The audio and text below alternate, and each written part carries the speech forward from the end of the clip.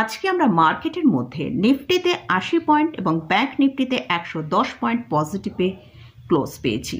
তো Nifty bank Nifty আজকে কিরকম সারাদিনে ট্রেড করেছি সেটা নিয়ে ডিসকাস করব। এছাড়াও একটা স্টক নিয়ে ডিসকাস করব যেটা ওলা ইলেকট্রিক ভেহিকলস। এই স্টকের মধ্যে আজকে 20%-এরও বেশি র্যালি এসেছে। তো কেন র্যালিটা এসেছে সেটা নিয়ে ডিটেলসে আলোচনা করব। তাহলে ভিডিওটা শুরু করা যাক। আমি নিরুপমা শেয়ার শেখো চ্যানেলের পক্ষ থেকে সকল বন্ধুদের স্বাগত জানাই। আর চ্যানেলে যদি ফার্স্ট টাইম ভিজিট করে থাকেন তাহলে অবশ্যই চ্যানেলটা সাবস্ক্রাইব করে নেবেন আর পাশে থাকা বেল আইকনটা প্রেস করে রাখবেন। আমি ভিডিও আপলোড করার সাথে সাথে আপনাদের কাছে ভিডিওটা পৌঁছে যাবে।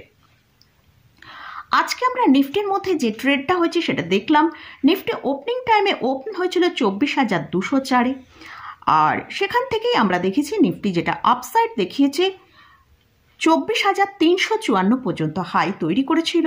সেখান থেকে ক্লোজিং টাইমে আমরা দেখেছি নিফটি 24,274-এ ক্লোজ দিয়েছে।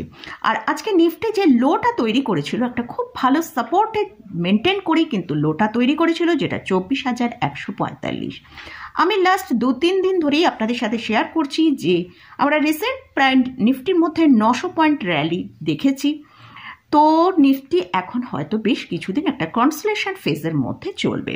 তো সেটাই দেখছি, নিফটি কিন্তু এখন একটা কনসোলেশন ফেজের মধ্যে চলছে। ওপরের দিকে যতক্ষণ না নিফটি 24,354-এর ওপর ব্রেক করে সাস্টেন করে ট্রেড করতে পারবে এবং তবেই হয়তো আমরা নিফটির মধ্যে একটা নতুন আপসাইড দেখতে পেতে পারি। না হলে নিফটি এরকম একটা রেঞ্জের মধ্যে ট্রেড করবে। আর নিফটির জন্য এখন যেটা স্ট্রং সাপোর্টের কাজ করছে সেটা হচ্ছে 24,125। এবারে আসছি ব্যাংক নিফটি। ব্যাংক নিফটির আজকে এক্সপায়ারি ছিল, মান্থলি এক্সপায়ারি ছিল। তো ব্যাংক নিফটির মধ্যেও কিন্তু আমরা একটা ভালো র্যালি আজকে দেখেছি। তো যদিও গতকালের যে হাই ব্যাংক নিফটিতে ছিল তার ওপরে ট্রেড করেনি, তার নিচেই ট্রেড করেছে। তো ব্যাংক নিফটি আজকে ক্লোজিং দিয়েছে 52,301-এ, 110 পয়েন্ট পজিটিভে ক্লোজ দিয়েছে। কিন্তু ব্যাংক নিফটি তার যে সাপোর্ট 52,000 তাকে মেনটেন করে 52,019 পর্যন্ত লো করে ক্লোজিং টাইমে 52,301-এ ক্লোজ দিয়েছে। আর আজকে ব্যাংক নিফটি যেটা হাই তৈরি করেছিল সেটা হচ্ছে 52,444। তো ব্যাংক নিফটির যে সাপোর্টটা মেনটেন করছে সেটা হচ্ছে 52,000। 52,000-এর ওপরে যতক্ষণ ব্যাংক নিফটি আছে সেক্ষেত্রে আমরা ব্যাংক নিফটিকে ওপরের দিকে মুভ করতে দেখতে পারি 52,500 থেকে 52,550।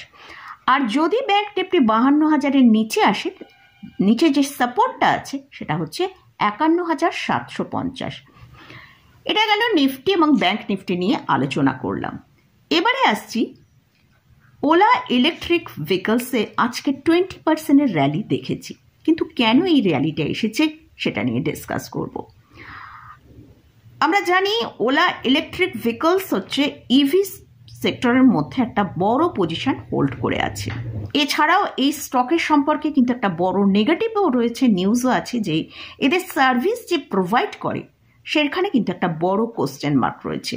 তার সত্ত্বেও আজকে আমরা কিন্তু এই স্টকের মধ্যে একটা বড় র্যালি দেখতে পেয়েছি। এই স্টকটা রিসেন্ট মার্কেটে লঞ্চ হয়েছে, সেখানে আমরা দেখেছিলাম রেসপন্স ভালোই এসেছিল, কিন্তু স্টকটা 157 টাকা হাই তৈরি করে 66 টাকা পর্যন্ত আমরা 2-1 দিন আগেও দেখেছি 66 টাকার কাছে ট্রেড করছিল।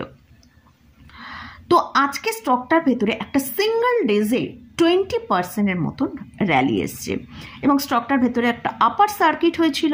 স্টকের যে মার্কেট ক্যাপিটালাইজেশন আজকে বেড়ে 38,833 করোড়ে পৌঁছেছে।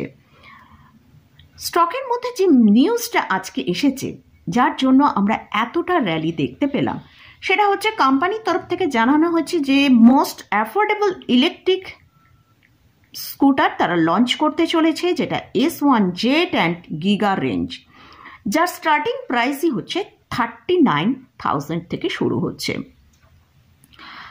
আমরা গতকাল দেখেছিলাম মহিন্দ্রা অ্যান্ড মহিন্দ্রা তারা দুটো ইভি কার মার্কেটে লঞ্চ করেছে এবং তার যে আপডেট এসেছিল যে ফেব্রুয়ারির এন্ডিং থেকেই তাদের ডেলিভারি শুরু হয়ে যাবে।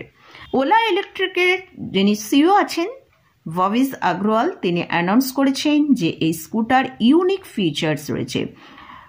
Portable battery that double as a home inverter when paired with Ola power pod, এছাড়াও তিনি বলেছেন যে এই যে ওলার যে কার দুটো মার্কেটে আসছে খুবই অ্যাফোর্ডেবল প্রাইসে,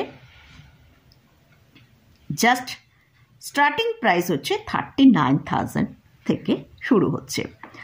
আর এটা খুবই affordable, accessible and now with a portable battery pack.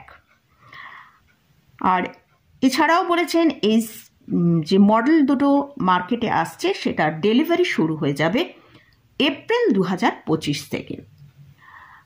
তো মোটামুটি আজকে এই নিউজের পরিপ্রেক্ষিতেই কিন্তু ওলা ইলেকট্রিক ভেহিকলসের মধ্যে আমরা এতটা র্যালি দেখতে পেয়েছি।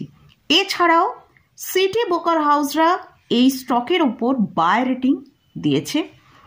তো এক্ষেত্রে আমি একটাই কথা আপনাদের সাথে শেয়ার করব যে ওলা ইলেকট্রিক ভেহিকলসের যেমন আজকের এটা একটা বড় পজিটিভ নিউজ, এর কিন্তু নেগেটিভ নিউজগুলো আমাদের ভুলে গেলে চলবে না। যদি পজিশন নিতে চান অল্প পরিমাণে নিয়ে দেখতে পারেন, কারণ স্টকটা অলরেডি 20% মুভ হয়ে গেছে। তো সেই স্টকে কেন আজকে এতটা মুভ এসেছে সেই নিউজটাই আপনাদের সাথে ডিটেলসে আলোচনা করলাম। তো মোটামুটি এই স্টকে বাই করার আগে ভালো করে চার্ট অ্যানালিসিস করে নিয়ে এই স্টক সম্পর্কে ফান্ডামেন্টাল ভালো করে জেনে তারপরে কিন্তু পজিশন নেবেন। আর আমি এই স্টকে কোনো বাই রেকমেন্ডেশন করছি না। স্টকে আজকে একটা ম্যাসিভ র্যালি এসেছে, সেটাই আপনাদের সাথে শেয়ার করলাম। হয়তো স্টকটায় আরও একটা দুটো দিন আমরা এই পজিটিভ মুভমেন্টটা দেখতে পেতে পারি। জাস্ট এই র্যালিটা এসেছে একটা পজিটিভ নিউজের পরিপ্রেক্ষিতে, তাই নিউজের পরিপ্রেক্ষিতে স্টকটা হয়তো এতটা মুভ করেছে, কিন্তু স্টকের ফান্ডামেন্টাল নিউজের সেরকম কিছু চেঞ্জ হয়নি। তো মোটামুটি আজকে ওলা ইলেকট্রিক ভেহিকলস এবং মার্কেট নিয়ে আলোচনা করলাম। ইন্ডেক্সে বা ওলায় যে কোনো জায়গাতেই যদি পজিশন নিতে চান তার আগে ভালো করে চার্ট অ্যানালিসিস করে নিয়ে তারপর পজিশন নেবেন। তো মোটামুটি আজকের মতন ভিডিওটা এখানেই শেষ করছি। ভিডিওটা যদি ভালো লাগে অবশ্যই লাইক করবেন, শেয়ার করবেন, সাবস্ক্রাইব করবেন। ধন্যবাদ।